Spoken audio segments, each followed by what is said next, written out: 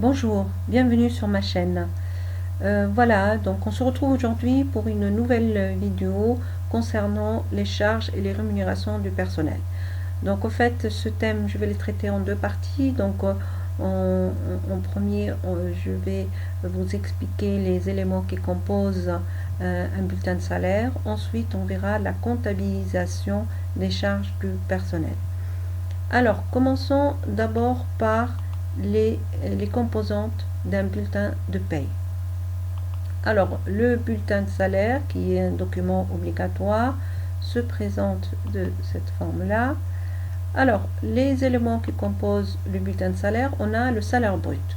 Alors, le salaire brut, en fait, c'est la somme de plusieurs éléments.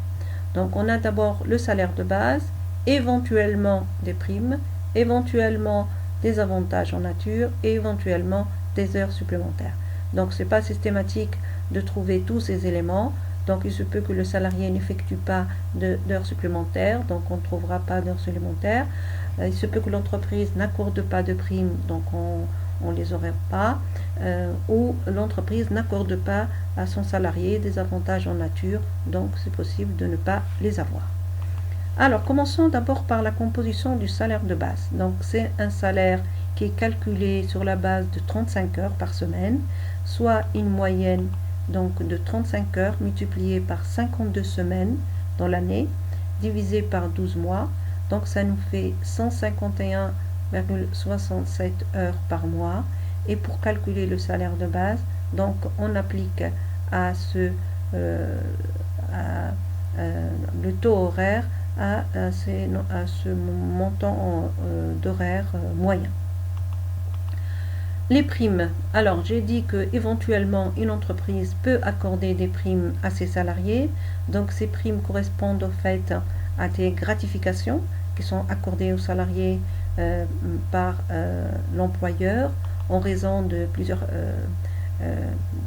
cas, donc des qualités propres du salarié, par exemple un salarié très ancien dans l'entreprise, prime d'ancienneté dans ce cas-là, ou bien de la nature du travail accompli lorsqu'il s'agit donc d'un travail très salissant, donc prime de salissure, ou des récompenses attribuées, exemple 13e mois accordé dans certaines banques ou certaines entreprises. Alors, les avantages en nature. Donc, j'ai dit que ce n'est pas systématique d'avoir des avantages en nature dans chaque entreprise. Alors, certaines entreprises, au lieu de payer en numéraire leurs salariés, elles leur accordent au fait des compléments de salaire sous forme d'avantages en nature. Donc, ça peut être une voiture, logement, de la nourriture, etc. Les heures supplémentaires. Les heures supplémentaires, donc, si le salarié effectue des heures supplémentaires au-delà de la durée légale mensuelle du travail, les décomptes des heures supplémentaires se fait par semaine. Donc on a 25%, c'est-à-dire que le taux sera augmenté de 25% pour les 8 premières heures et 50% au-delà de ces 8 heures. C'est-à-dire qu'il fait plus que 8 heures, donc on a les 8 heures, on les compte à 25%, et s'il fait plus, s'il fait par exemple 15, s'il fait 15 en totalité, donc on va compter les 8 premières à 25% et les 7 suivantes à 50%. Les cotisations sociales. Alors, les cotisations sociales, au fait, ce sont les charges sociales qui sont supportées à la fois par le salarié et l'employeur. Donc, le salarié, il paye, on déduit de son salaire des charges sociales et l'employeur aussi, il paye sur son salarié des charges sociales. Donc, ces charges qu'on appelle aussi des cotisations salariales et patronales, elles sont versées par l'employeur à différents organismes. Donc en fait, c'est l'employeur qui s'occupe de collecter toutes les sommes, toutes les cotisations de son salarié et les charges qu'il prend sur chaque salarié, et il va les reverser à des organismes sociaux. Alors quels sont ces organismes sociaux? Donc on a d'abord l'URSSAF. qu'est-ce qu'on appelle l'URSSAF? Donc c'est l'Union de recouvrement des cotisations de la sécurité sociale et des allocations familiales. Alors qu'est-ce qu'elle couvre?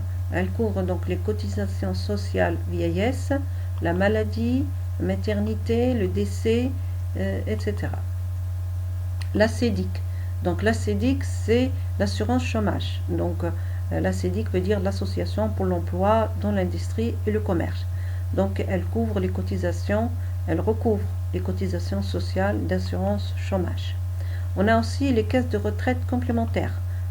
L'ARCO, qui est l'association pour le régime de retraite complémentaire des salariés, et la GIRC, Association générale des institutions de retraite des cadres.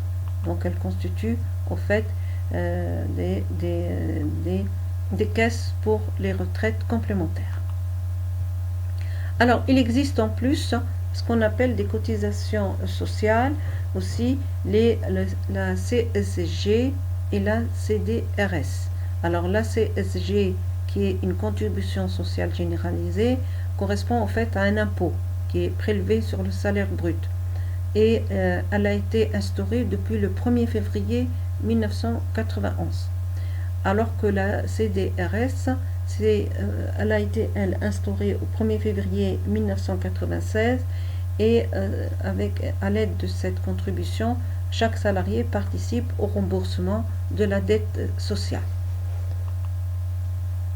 Alors, il faut savoir que les cotisations sont calculées soit sur la base du salaire brut, donc du coup on parle de cotisations déplafonnées, soit sur un salaire plafonné, ce qu'on appelle le plafond de la sécurité sociale.